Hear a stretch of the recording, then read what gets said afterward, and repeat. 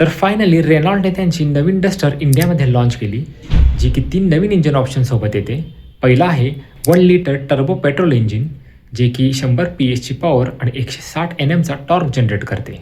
दुसरा आहे 1.3 litre turbo petrol engine, जे की 163 PS ची पॉवर आणि 280 NMचा टॉर्क जनरेट करते व हे इंजिन या सेगमेंटमधील सगळ्यात पॉवरफुल इंजिन आहे. तिसरा आहे 1.8 लिटर स्ट्रॉंग हायब्रिड, जे की 163 PS ची पॉवर आणि 172 NMचा टॉर्क जनरेट करते.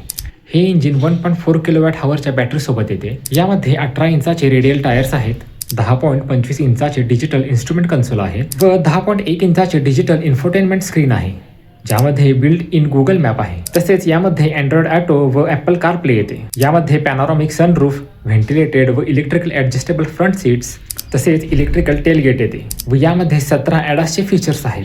तर तुम्हाला नवीन डस्टर कशी वाटली कॉमेंटमध्ये सांगा.